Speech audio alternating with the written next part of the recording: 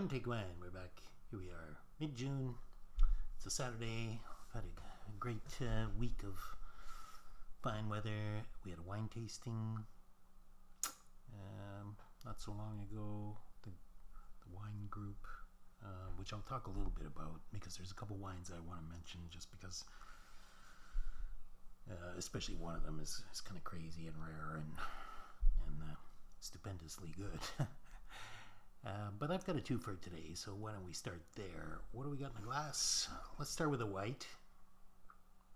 You probably saw in the description what it is, but yeah, on the nose, it's very pear-like. Yeah, I would say pear and maybe a touch of lime.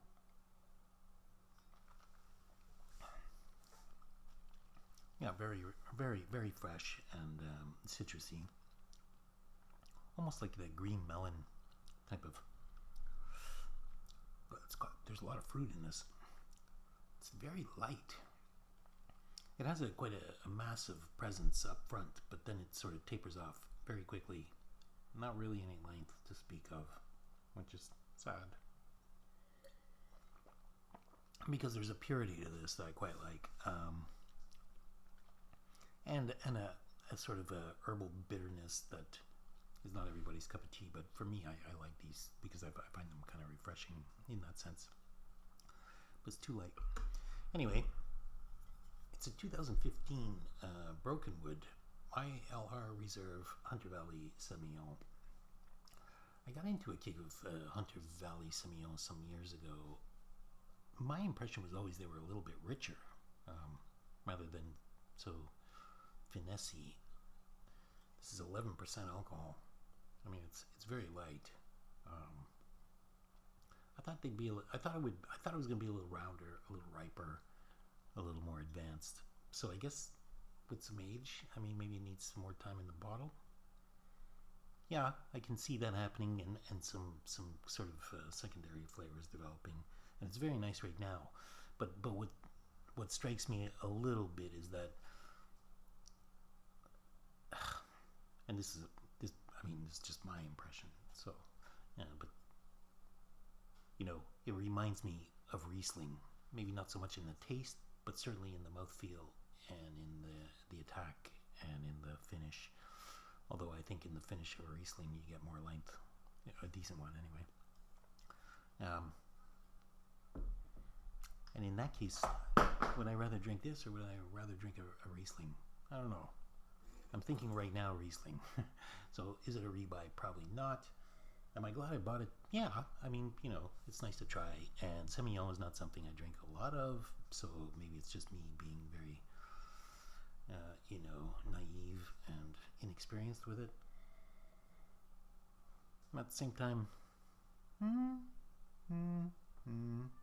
would I go further down this road? I would, maybe in the back catalog, I wouldn't mind trying some older ones and see what they're like. But it always struck me that when I used to drink them that they were a little bit riper. I didn't drink a lot of them, but I kind of went on had a few bottles just to sort of see if that was something I would like to pursue.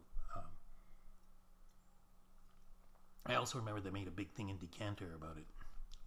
Hunter Valley Semillon, everybody should be drinking these, and that was probably the impetus for going ahead and purchasing some and drinking them and having a great time with it.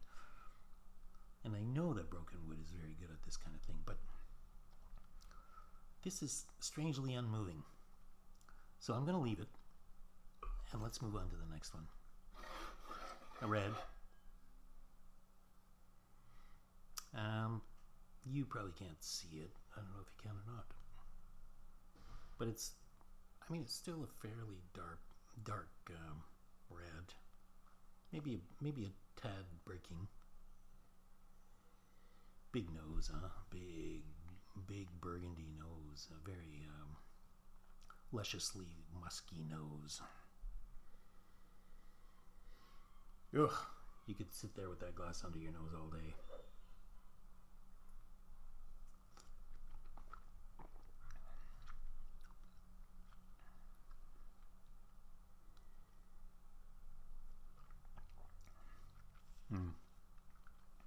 It's a dark cherry fruit. It's a very dark cherry fruit. almost like cough medicine cherry, but not the bright ones, you know, the darker one, the darker black cherry.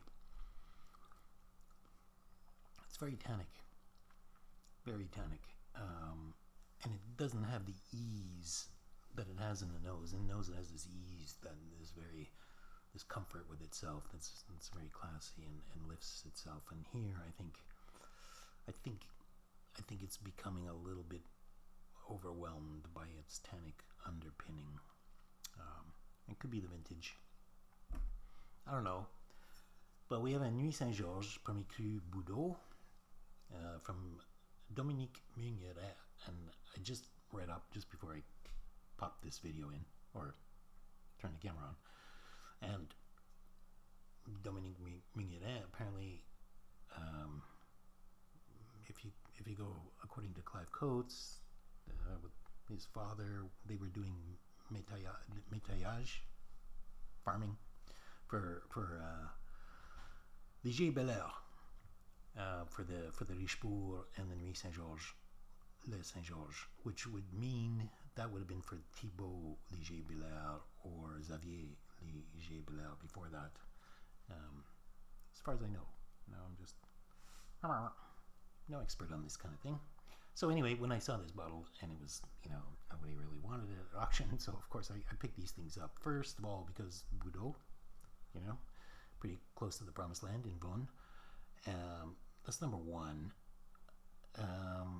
Number two, I think, I like a good Nuits Saint-Georges. I drink a lot of Semillon and other producers in Nuits Saint-Georges. I usually like it quite a lot.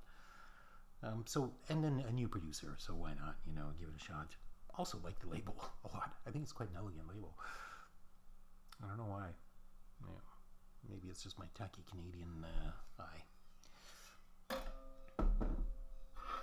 So anyway, the age is starting to, it's making itself known. It's not, this is riper. It's getting mushroomy without being, it's not dirty in any way. It's very balanced.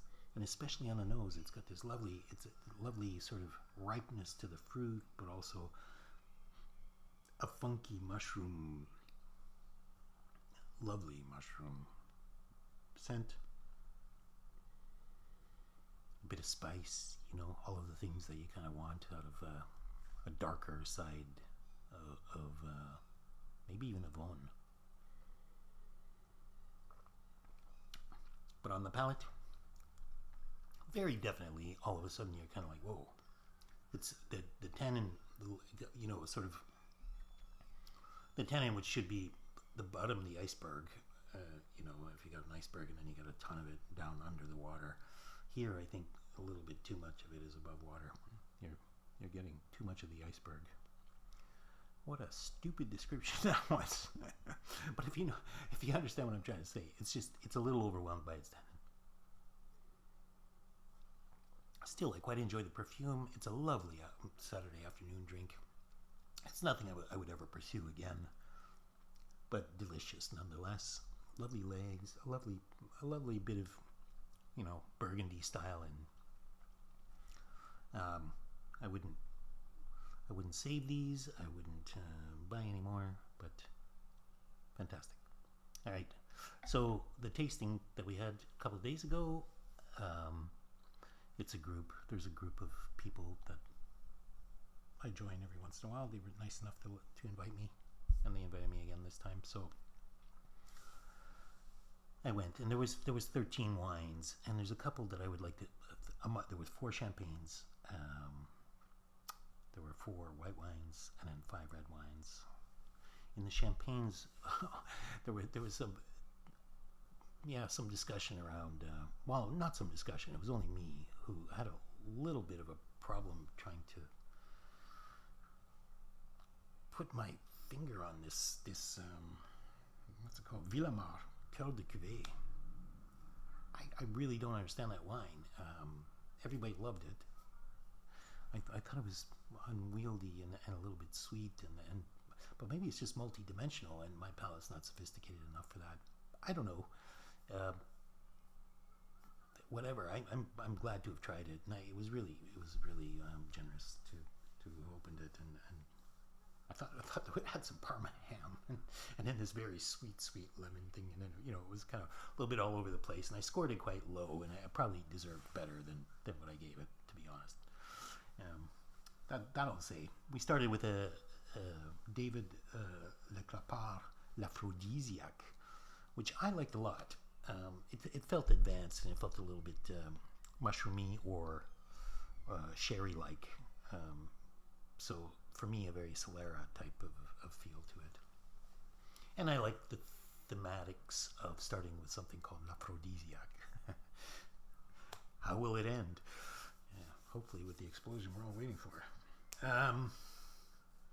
There was no 3 Cuvée Louise Pommery. Cuvée Louise from Pommery. And, my experience with that wine, I've only ever had them too young, and I really enjoyed this. I thought it was very sophisticated, light on its feet, elegant. Maybe could have used a little bit more panache, but I love the mouthfeel of this wine. It had this sort of vaporizing effect in your mouth, and very sort of fairy-like and elegance. Beautiful, personified. And 03, I think we keep underestimating 03 as a vintage in general. And then a rosé, which had a little bit of charred smoke and some grapefruit and almost a vermouthy sweetness to it, a little bit of it. But I really liked it. I thought there was a lot of complexity to this wine. Apparently, it's a producer that's only been making this wine since 2011. Ulysse Collin, Rosé de Saignée, Le Maillon. Never heard of it, never seen it before. Wonderful stuff. I would like to try it with some age, some proper age. I think it needs a few years in the cellar. Fall asleep. Then we get into the whites, and then I'm not going to go through. Well, I probably have to go through a few of them, but let me just talk about. We had a Viognier. And it was the 2013 La Doriane. I thought it was a Fleur de Crisol when I tasted it. I knew it was, I mean, I knew the grape, the Viognier, and I knew everything about it. I mean, it was fine. I kind of recognized it. What I didn't recognize that it was Doriane, because I guess the wood has been eaten up a little bit by the fruit, but it felt a little short and maybe a little tired, and I think it might have been opened a little too early in terms of being prepared for this.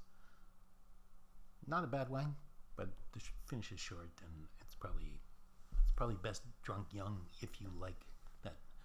If you like the wood in your Viognier the way Doriane normally is from Guillaume. Then we had two wines that were kind of presented side by side, both of them from Lucien Lemoine. And one of them was the Chardonnay du Pape Rôti, Magie Rôti. And that was magical. I mean, it was light. It was 2009. It had so much drive and so much class. I mean, I think it was probably the longest wine of all the wines of the evening in terms of length. And I respect length. When it comes to wine, anyway. Super long, clean in nose, round and salty, delicious wine. Really enjoyed it. And then the other Lucien Lemoine was maybe a little bit more advanced than it should have been for its age and what it was. But it was a Merceau Goutte d'Or, Premier Cru, I guess. Yes. Had a lot of apple and apple pie spice and things like that, but it still had a lot of length and gently persistent. Even some waxiness that made me think of Hermitage Blanc, but it wasn't. Kind of fooled a lot of people. I think it was a tremendous wine, and I'm not too sure that its advanced state worked against it. Really enjoyed it.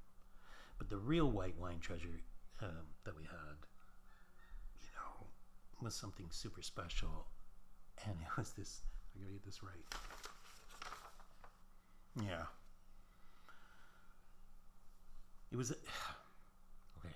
It was just this magnificent mouthful of purity, of white Burgundy purity. You know, that linen and grace and then power, but also gentleness. You know, getting swept up and tumble dried in the breeze and flowers everywhere. And, you know, there's a magic happening here. I mean, a real specialness to it. And it right now lacks a little bit of the drive that it's going to gain, I'm sure, now that I know where it's from, and the circumstances around it. I'll get to that in a second. And once it gets those things, it's going to be unstoppable. Yes, it's a vin de France, believe it or not, and it's from Jadot, and it's from Demoiselle, and it's Les Roches de Demoiselle, and it's a little. Demoiselle runs the sort of along Montrachet in Cailleret, Puligny Montrachet, Cailleret, there's Montrachet, and then Chevalier Montrachet is up here, and then so there's a couple rows of vines that they call Les Demoiselles that kind of run that length, and I don't know that, so I'm assuming, now I'm just making this up in my head because the way the person who brought the wine described it was, it's actually from Chevalier Montrachet, and then there was some rocks in there, and in this like one little bit of land. They took the rocks away, planted vines, like a few years ago.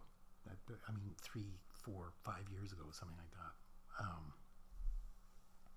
Maybe a little bit longer, but still, you know, you get what I mean. Like they were only 5 years old or 10 years old maximum, and you know, so they're basically in Chevalier Montrachet, but they can't call it Chevalier Montrachet, so they have to call it a Vin de France.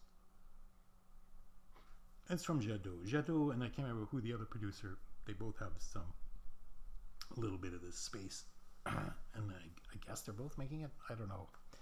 There's only the first vintage. It was 2015. There was no 2016. 2017 there was 600 bottles. 2015 first vintage there were 170 bottles, and it's. I mean, you know, there's a little bit of bread to it, a little bit of this bakery kind of feel, and buttery bread, soft flowers, balanced mineral finish. I mean, it's the real deal. Doesn't have the drive of a Chevalier Montrachet. It just doesn't have the power, you could say, of a Chevalier Montrachet. Very powerful wines normally, but I like the grace. It has more of the grace of a Cailleret, in my estimation, with maybe a little less of the mineral. Maybe just not, or at least less sharp mineral. It's a softer, very softer effect. And that was such a treat to drink. On to the reds. We had a few. Let me just. I'm going to pick one and talk about it because I think we've kind of gone on a little bit. But 1997.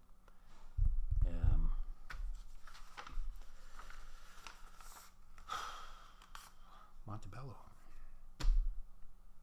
I mean, when these things are drinking, they're drinking so elegantly and so fine. And I was right in Bordeaux. I didn't really pick up on American wines right away. And I think it's because when all the hard edges are sort of softened and this whole Montebello thing comes into its own, you know, you're into a proper drink. It's a proper glass of wine. Just beautiful, just beautifully balanced, sweet but not, you know, tacky sweet, and giving but also, you know, some class, holding something in reserve, and making sure that you know, there's little touches of thyme and salt, and I really admire that winemaker. I really do. I mean, I love Montebello. I really do, and it's always nice to drink an older one, and so I'm very thankful I got to this time. We had a 2010 Le Macchiole Mesorio. I think I got that right. Don't really know so much about the bottle. We had no 4 Angelus. It was in great shape. It's doing great. Drinking well right now. And time to go. And then a bottle that created a lot of consternation. quite a discussion got picked up around this Gaggia Barbaresco 2016. 2016 Gaggia Barbaresco. Imagine what a wine that should be. And I was bowled over with it. I really enjoy it. It's such a love. The fruit is so pure, and such this lovely light cherry thing kind of going on. A very top wine.